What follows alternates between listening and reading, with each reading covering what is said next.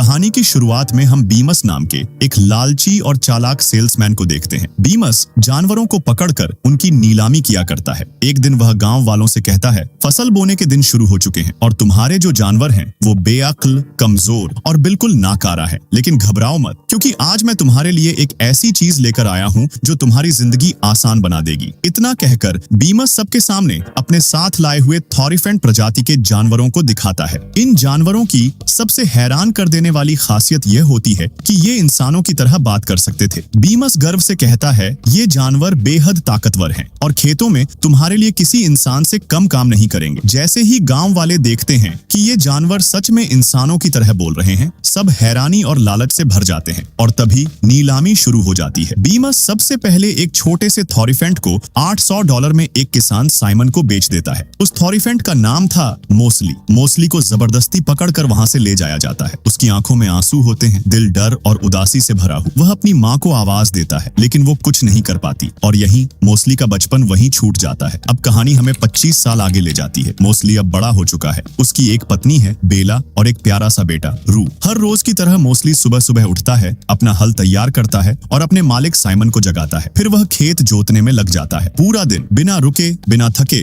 Mostly मेहनत करता रहता है। इसी दौरान वहाँ बीमस अपने दो साथियों शंख और ऑली के साथ आ पहुंचता है। फसल न होने वाले दिनों में बीमस दवाइयां बेचने का काम करता था। उसके साथ एक बूढ़ा थॉरिफेंट भी होता है जिसका नाम था टर्पिन। टर्पिन बीम्स के लिए बोझ ढोने का काम करता है। मोस्ली और रू टर्पिन को देखकर खुश हो जाते हैं, क्योंकि मोस्ली उसे बचपन से जानता था। बीमस साइमन को अपनी दवाइयां बेचने की कोशिश करता है, लेकिन साइमन को उस पर शक हो जाता है। वह सख्त लहजे में पूछता है, सच सच बताओ बीमस, तुम यहाँ आखिर लेने क्या आए हो? बीमस मुस्कुराकर कहता है, रू अब काफी बड़ा हो गया है, वो नीलामी के लिए तैयार है। ये सुनते ही साइमन साफ मना कर देता है। तब बीमस चालाकी से कहता है, तुम्हें एक बिजनेसमैन की तरह सोचना चाहिए। मैं तुम्हें रू के बदले तुम्हारे खेत के पास वाली जमीन दे सकता हूँ। मोस्ली तुरंत आगे बढ़कर साइमन को समझाने की कोशिश करता है। वो जमीन बेकार है, वहाँ पत्थर और जड़ें भरी पड़ी हैं। लेकिन बीमस और उसके साथी साइमन का मजाक उड़ाते हैं। क्या तुम अपने जानवरों की बातें सुनते हो? यह सुनकर साइमन गुस्से में आ जाता है। वह मोस्ली पर पत्थर फेंकता है। चोट खाकर मोस्ली अंदर चला जाता है। उसी रात बेला मोस्ली को बताती है, मैं प्रेग्नेंट हूँ। यह सुनते ही मोस्ली की आंखों में खुशी आ जाती है। थकान से टूटे हुए शरीर के साथ वह अपने बिस्तर पर सोने चला जाता है। थोड़ी देर बाद रू मोस्ली के पास आता है। वह उत्साहित होकर कहता है, मैंने छिपने के लिए एक गुफा ढूंढी है, आपको चलकर वो देखनी चाहिए। मोस्ली मना कर देता है, मैं बहुत थक गया हूँ, कल बहुत काम है, हम किसी और दिन चलेंगे। लेकिन रू कहता है, मैंने उन गुफाओं में हमारे जैसे चित्र देखे हैं जिनके हाथ इंसानों जैसे हैं। यह सुनकर मोस्ली चौंक जाता है और वह रू के साथ जाने को तैयार हो जाता है। दोनों जंगल की तरफ निकलते हैं। रास्ते में जुगनू रू के पास आने लगते हैं, जो उन्हें गुफा तक का रास्ता दिखाते हैं। जुगनुओं की रोशनी में वो दोनों उस गुफा तक पहुंच जाते हैं। गुफा जमीन के अंदर बनी होती है। दोनों फिसलते हुए अंदर पहुंचते हैं। अंदर दीवारों पर थॉरिफेंट जैसे जानवरों के चित्र बने होते हैं, लेकिन उनके हाथ होते हैं। इन्हें कहा जाता था अपराइट्स। मोस्ली यह देखकर दंग रह जाता है। उसे पता चलता है कि ये थॉरिफेंट 2 पैरों पर चलते थे और अपने हाथों से हर काम कर सकते थे। रू अपने पिता को आगे ले जाता है, लेकिन आगे गहरा अंधेरा होता है। रू डरकर कहता है, मैं यहाँ से आगे नहीं गया, जुगनू भी मेरे साथ नहीं जाते और मुझे अंधेरे से डर लगता है। फिर वह अपने पिता से पूछता है, क्या अपराइट्स सच में होते थे या ये बस किसी के बनाए हुए चित्र हैं? यह सुनते ही मोस्ली को अपना बचपन याद आ जाता है। उसे याद आता है कि टर्पिन भी ऐसे ही चित्र बनाता था। टर्पिन बताया करता था, पहले हम भी अपराइट्स की तरह 2 पैरों पर चला करते थे। सैकड़ों साल पहले थॉरिफेंट के 2 परिवार थे। एक परिवार इंसानों के जुल्म और बुराई से बचने के लिए उत्तर की तरफ चला गया, लेकिन जो परिवार पीछे रह गया उस पर इंसानों ने भयानक अत्याचार किए। उन्हें जानवरों की तरह काम करने पर मजबूर कर दिया गया। धीरे धीरे उनकी पीठ झुक गई और जो हाथ कभी काम आते थे वो बेकार होकर पैरों में बदल गए। मोस्ली गहरी सोच में डूबा हुआ टर्पिन से पूछता है, अगर अपराइट्स सच में थे तो फिर वो हमें बचाने क्यों नहीं आए? टर्पिन भारी आवाज में जवाब देता है, अपराइट्स को यही लगता था कि वही आखिरी बचे हुए थॉरिफेंट हैं। टर्पिन आगे बताता है, हालांकि कुछ लोगों का मानना था कि एक दिन अपराइट्स जरूर लौटेंगे और हमें आजाद करेंगे। लेकिन तभी बीमस के भेजे हुए लोग और शिकारी वॉरफील्ड वहां पहुंच गए थे। उन्होंने छिपे हुए सभी थॉरिफेंट्स को पकड़ लिया और फिर बीमस ने सबको नीलाम कर दिया। इन सब बातों को याद करके मोस्ली का दिल टूट जाता है। उसे लगने लगता है कि अपराइट्स कभी थे ही नहीं, क्योंकि अगर होते तो वो हमें बचाने जरूर आते। मोस्ली रू से कहता है, अपराइट्स असली नहीं है, ये सब चित्र सिर्फ हमें बहकाने के लिए बनाए गए हैं। रू चुपचाप अपने पिता की बात मान लेता है और दोनों वहां से वापस घर लौट आते हैं। घर पहुंचते ही रू सो जाता है। तभी बेला मोस्ली के पास आती है और कहती है, तुम्हें उस गुफा में आगे जाना चाहिए था, वहीं से हम अपराइट्स तक पहुंच सकते थे, लेकिन मोस्टली उसका यकीन नहीं करता। वह कहता है ये सिर्फ एक परी कथा है, अपराइट्स कुछ नहीं होते। तभी बाहर से बीमस की आवाज आती है। वो साइमन को रू को बेचने के लिए मना रहा होता है। आखिरकार साइमन मान जाता है। वो पास वाली जमीन के बदले रू को बेचने के लिए तैयार हो जाता है, लेकिन एक शर्त रखता है, जैसे ही दूसरा बछड़ा पैदा होगा तुम रू को ले जा सकते हो। ये सुनते ही मोस्टली और बेला दोनों डर जाते हैं। बेला कांपती आवाज में कहती है, हमारे पास अब कोई रास्ता नहीं बचा, तुम्हें अपराइट्स तक जाना ही होगा, वही हमें और हमारे बेटे को बचा सकते हैं। लेकिन मोस्टली फिर भी मना कर देता है, मैं सुबह साइमन से बात करूंगा। अगली सुबह साइमन अपने नए खेत को जोतने के लिए हल चलवाता है, लेकिन जमीन पूरी तरह से बेकार निकलती है। फिर भी साइमन को लगता है कि मोस्टली नाटक कर रहा है। गुस्से में वह मोस्टली को बुरी तरह कोड़े मारता है। दर्द से कराहता हुआ मोस्टली पूरी ताकत लगाकर हल खींचने की कोशिश करता है, लेकिन तभी हल टूट जाता है और मोस्टली दूर जाकर गिर पड़ता है। अब साइमन को समझ आ जाता है कि वो जमीन सच में बेकार थी। वह बीमस पर भड़क जाता है और उसे खरी खोटी सुनाता है। इस सब को देखकर मोस्टली के अंदर एक आग जल उठती है। वो समझ जाता है, चाहे हम इंसानों के कितने ही वफादार क्यों न बन जाए, वो हमें हमेशा गुलाम ही समझेंगे। और तभी मोस्टली एक बड़ा फैसला करता है। वह तय करता है, मैं अपराइट्स को ढूंढूंगा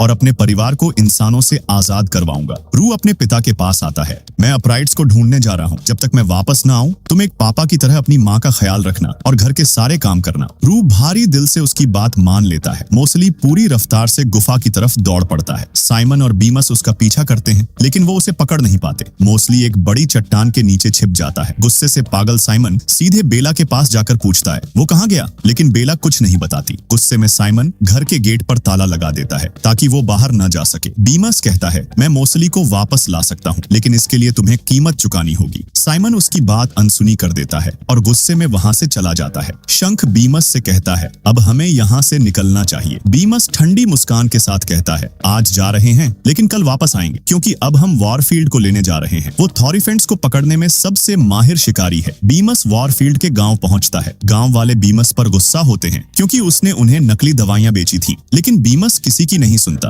वो सीधा वॉरफील्ड से मिलने बार में चला जाता है। बार के बाहर एक थॉरीफेंट बंधा हुआ होता है। उसे हाल ही में वॉरफील्ड ने पकड़ा था। वो डरा हुआ, सहमा हुआ था। टर्पिन उसके पास जाता है। वो कांपती आवाज में बताता है, उत्तर की तरफ जंगल में एक सिंकहोल है, वहां मुझे गुफाएं मिली थी जिनमें अपराइट्स के चित्र बने हुए थे। मैं आगे बढ़ा ही था कि लेकिन तभी वो समझ जाता है ये सब वॉरफील्ड का बिछाया हुआ एक जाल था। उधर हमें मोस्टली को दिखाया जाता है जो अपराइट्स की गुफाओं में और आगे बढ़ता चला जाता है, लेकिन अचानक वह वॉरफील्ड के बनाए हुए एक गहरे गड्ढे में गिर जाता है। मोस्टली बाहर निकलने की बहुत कोशिश करता है, लेकिन गड्ढा इतना गहरा होता है कि वह निकल नहीं पाता। वह चारों तरफ देखता है। वहां थॉरीफेंट्स के कटे हुए सींग पड़े होते हैं, टूटी हुई तलवारें और खून के निशान। ये देखकर मोस्टली का दिल दहल जाता है। उसे समझ आ जाता है कि ये जगह कितनी खतरनाक है। अगली सुबह हमें वॉरफील्ड को बीमस के साथ साइमन के फार्म पर पहुंचते हुए दिखाया जाता है। साइमन शिकारी से कहता है, अगर तुम मोस्टली को ढूंढकर मेरे पास ले आओ तो मैं तुम्हें $350 दूंगा। वॉरफील्ड बिना कुछ कहे जंगल की तरफ निकल पड़ता है। ये देखकर रू उसे रोकने के लिए दौड़ने लगता है, लेकिन टर्पिन उसे पकड़ लेता है और कहता है, मुझे नहीं पता वो तुम्हारे डैड के साथ क्या करेगा, लेकिन तुम्हें यहीं रुकना हो। तुम्हारी माँ को इस वक्त तुम्हारी जरूरत है। बहुत जल्द बछड़ा आने वाला है, तुम्हें उसके लिए तैयार रहना होगा। रू यह सुनकर चुप हो जाता है। वह हालात को समझ जाता है। उधर बीमस अपने साथी शंख और ओली से कहता है, वॉरफील्ड ने जंगल में एक खतरनाक ट्रैप बिछा रखा है। सभी थॉरीफेंट उसी जाल में फंसते हैं। तुम्हें उस ट्रैप का पता लगाना होगा। शंख को ये आइडिया काफी पसंद आता है और दोनों चुपचाप वॉरफील्ड का पीछा करने लगते हैं। इधर मोस्टली डरा हुआ गड्ढे से बाहर निकलने की कोशिश करता रहता है, लेकिन गड्ढा बहुत ज्यादा गहरा होता है। तभी वॉरफील्ड वहां पहुंच जाता है। वह नीचे झांक कर कहता है, मैं तुम्हें वापस साइमन के पास ले जाऊं, लेकिन उससे पहले मैं तुम्हारे सींग काट लूंगा। ये सुनते ही मोस्टली कांप उठता है। तभी ओली और शंख भी वहां पहुंच जाते हैं। वो गुफाओं की दीवारों को देखकर कहते हैं, ये सारे चित्र वॉरफील्ड ने बनाए हैं। वॉरफील्ड समझ जाता है कि उसका राज खुलने वाला है। गुस्से में वह शंख और ओली को भी पकड़कर उसी गड्ढे में फेंक देता है। इसी अफरा तफरी में मोस्टली ओली की मदद से गड्ढे से बाहर निकल जाता है और जान बचाकर वहां से भागने लगता है। वह भागते भागते एक झरने के किनारे पहुंच जाता है। चट्टानों पर छलांग लगाते हुए आगे बढ़ने लगता है। वॉरफील्ड उसे रोकने के लिए अपने तीर से हमला करता है, लेकिन तभी एक जुगनू वॉरफील्ड का ध्यान भटका देता है और मोस्टली की जान बच जाती है। मोस्टली एक ऊंची चट्टान पर छलांग लगाता है, लेकिन संतुलन बिगड़ जाता है। वह नीचे गिर जाता है। वॉरफील्ड को लगता है कि मोस्टली मर चुका है। वह उसकी बॉडी देखने के लिए नीचे उतरता है, लेकिन वहां मोस्टली नहीं मिलता। जब मोस्टली की आंख खुलती है है तो वह खुद को झरने के पीछे पाता है। गिरते समय वह झरने के पीछे जा पहुंचा था। मोस्टली चारों तरफ देखता है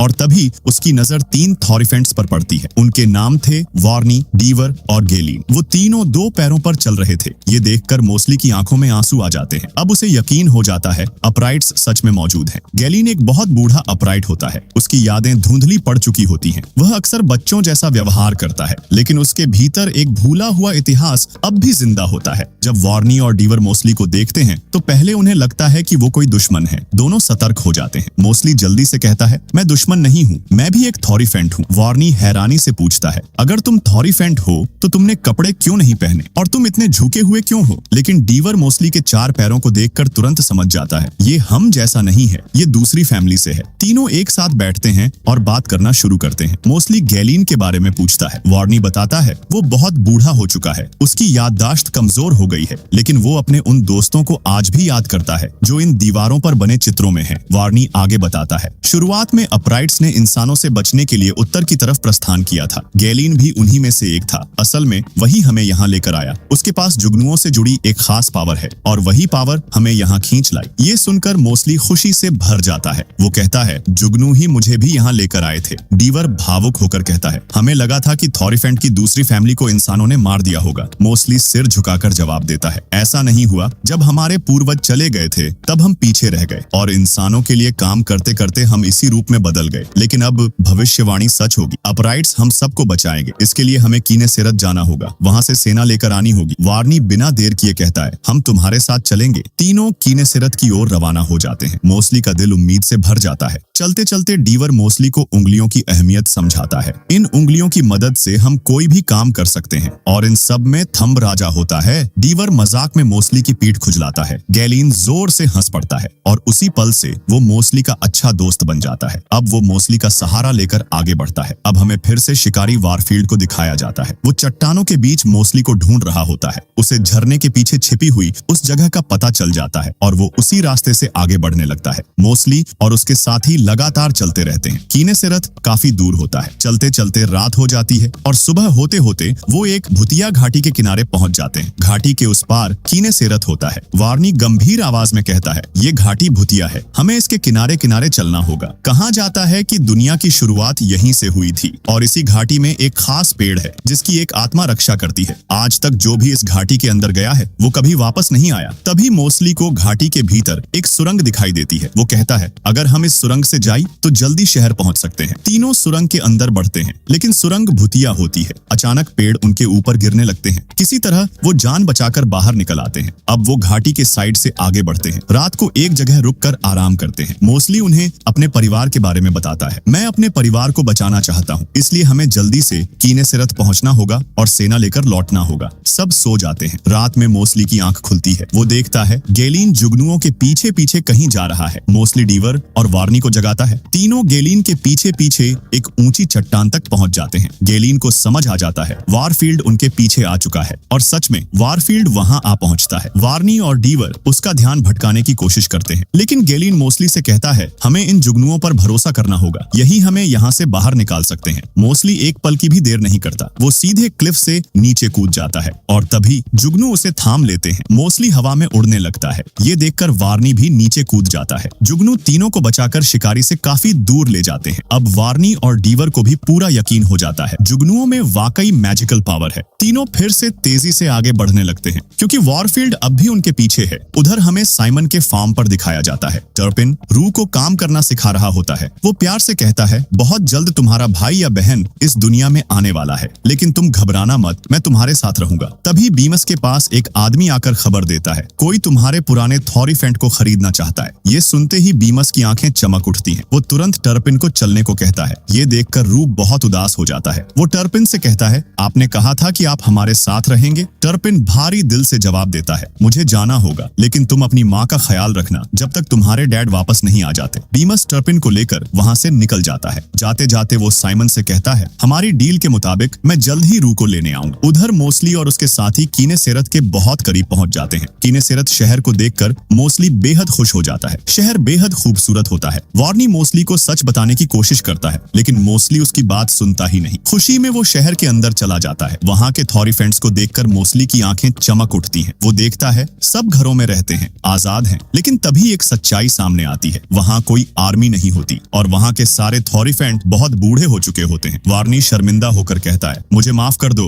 हमने तुमसे झूठ बोला था। कीने सेरत में कोई आर्मी नहीं है, मैं तुम्हें सब बताने वाला था। मोस्टली टूटे हुए लहजे में पूछता है, तुमने मुझसे झूठ क्यों बोला? वार्नी जवाब देता है, क्योंकि हम मर रहे हैं। पिछले 100 सालों से यहाँ कोई बच्चा पैदा नहीं हुआ। बहुत जल्द हम में से कोई भी जिंदा नहीं बचेगा। लेकिन हमें इस बात का दुख नहीं है। दुख इस बात का है कि इंसान हमें कमजोर समझते हैं और तुम भी खुद को कम आंकते हो। इसीलिए तुम इंसानों का सामना नहीं कर पाए और उन्होंने तुम्हें अपना पालतू बना लिया। लेकिन अब ऐसा नहीं होगा। अब हम तुम्हारे साथ हैं और हम मिलकर तुम्हारे परिवार को बचाएंगे। मोस्टली पूरी तरह हिम्मत हार चुका होता है। वो कहता है, मैं अपने परिवार के पास वापस जा रहा हूँ। मुझे नहीं लगता कि हम इंसानों का सामना कर पाएंगे। तभी वार्नी कहता है, हमें रानी से बात करनी चाहिए। मोस्टली कुछ सोचकर मान जाता है। रात को महल में एक सभा बुलाई जाती है। मोस्टली देखता है महल उसी भूतिया घाटी के सामने बना होता है। वार्नी बताता है, ये शहर हमारे पूर्वजों ने बनाया था, लेकिन बाद में एक शाप लगा जिससे ये घाटी भूतिया बन गई और यहाँ उगने वाले फल गायब हो गए। रानी मोस्टली से कहती है, हमें नहीं पता था कि हमारा एक परिवार सालों से इंसानों के जुल्म सह रहा है, वरना हम तुम्हें बचाने जरूर आते। लेकिन अब भी देर नहीं हुई है, हम सब तुम्हारे साथ हैं। सभी थॉरिफेंट अपने बनाए हुए हथियार बाहर निकाल लेते हैं। वो सब मोस्टली के परिवार को बचाने के लिए तैयार होते हैं। तभी एक गार्ड आकर खबर देता है, शिकारी आ गया है। सभी गेट की तरफ दौड़ते हैं। वो सब मोस्टली का साथ देने के लिए शिकारी पर हमला करते हैं, लेकिन वो सब बहुत बूढ़े होते हैं। उनके वार का शिकारी पर कोई असर नहीं होता। शिकारी अपने तीर से गैलिन को घायल कर देता है।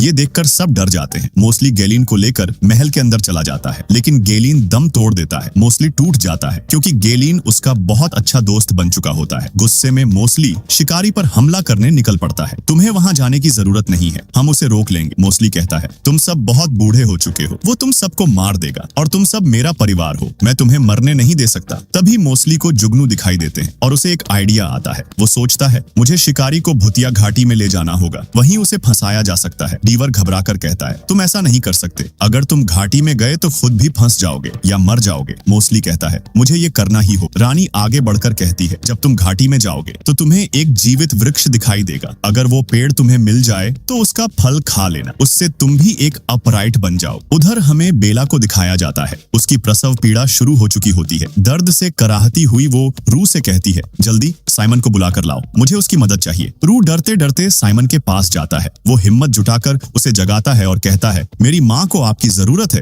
ये सुनकर साइमन भी पिघल जाता है। वो बेला की मदद करने चला जाता है। किनेसेरत में वॉरफील्ड गेट तोड़कर शहर के अंदर घुस चुका होता है। मोस्टली जानबूझकर उसे अपने पीछे आने के लिए उकसाता है। वॉरफील्ड उसके पीछे पीछे एक बड़े से बाग में पहुंच जाता है, जहाँ चारों तरफ ऊंचे ऊंचे पेड़ होते हैं। मोस्टली को जुगनू दिखाई देते हैं। वो उनके पीछे बढ़ता है और तभी उसकी नजर जादुई पेड़ पर पड़ती है। वॉरफील्ड उसे रोकने की कोशिश करता है। वो मोस्टली पर तीर से हमला करता है। मोस्टली घायल हो जाता है, लेकिन हार नहीं मानता। अब उसे यकीन हो चुका होता है वो शिकारी का सामना कर सकता है। मोस्टली और वॉरफील्ड के बीच जबरदस्त लड़ाई होती है। वॉरफील्ड मोस्टली को पकड़ने की कोशिश करता है, लेकिन मोस्टली पूरी ताकत से उसे मारता है। मोस्टली जादुई पेड़ की तरफ बढ़ने लगता है ताकि उसका फल खा सके, लेकिन वॉरफील्ड एक बार फिर तीर से हमला करता है। मोस्टली गंभीर रूप से घायल हो जाता है। फिर भी वो आगे बढ़ता है, लेकिन तभी जादुई पेड़ वहां से गायब हो जाता है। मोस्टली अब लगभग टूट चुका होता है। वॉरफील्ड उसे पूरी तरह खत्म करने ही वाला होता है कि तभी उस बाघ की जादुई आत्मा प्रकट होती है। इसे कहा जाता है गार्जियन। गार्जियन वॉरफील्ड को रोक लेता है और उसे जोर से मारकर दूर फेंक देता है। फिर वो आत्मा मोस्टली को उठाती है और वहां से गायब हो जाती है। वॉरफील्ड उसी भूतिया घाटी में फंस जाता है, क्योंकि वो घाटी एक बुलबुलियां होती है जहां से कोई भी बाहर नहीं निकल सकता। किनेसेरत में सभी को लगता है कि मोस्टली मर गया है, लेकिन तभी वही आत्मा मोस्टली को शहर के बीच ले आती है। अब मोस्टली समझ जाता है ये आत्मा हमेशा उसके साथ थी। गार्जियन मोस्टली से पूछती है, तुम क्या चाहते हो? मोस्टली आंखों में आंसू लिए कहता है, मैं अपने परिवार को आजाद करवाना चाहता हूँ। गार्जियन मुस्कुराती है और मोस्टली को जादुई फल देती है। उधर आज वो दिन होता है जब बीमस रू को नीलामी के लिए ले जाने वाला होता है, क्योंकि बेला की बेटी रोजी पैदा हो चुकी होती है। बेला दुखी होती है। रू अपनी छोटी बहन से कहता है, माँ का ख्याल रखना। बीमस रू को लेकर वहाँ से जाने लगता है और तभी बेला की नजर एक विशालकाय अपराइट पर पड़ती है जो उनकी तरफ आ रहा होता है। वो और कोई नहीं मोस्टली होता है। बेला खुशी से रो पड़ती है। मोस्टली का शरीर अब पहले से काफी बड़ा और ताकतवर होता है। मोस्टली साइमन से कहता है, मैं अपने परिवार को लेने आया हूँ। गुस्से में साइमन मोस्टली पर कोड़े से हमला करता है, लेकिन मोस्टली उसका हाथ पकड़ लेता है और उसे दूर फेंक देता है। फिर मोस्टली अपने परिवार से मिलता है और उन्हें भी जादुई फल खिलाता है। जैसे ही वो फल खाते हैं, बेला, रू और रोजी तीनों अपराइट्स में तब्दील हो जाते हैं। अब सब आजाद होते हैं। खुश होते हैं और एक साथ कीने सिरत की तरफ निकल जाते हैं। अगर आपको भी लगता है कि परिवार के लिए लड़ी गई लड़ाई सबसे बड़ी जंग होती है तो इस वीडियो को लाइक जरूर करें, इसे शेयर करें ताकि हर कोई समझ सके कि उम्मीद कभी मरती नहीं।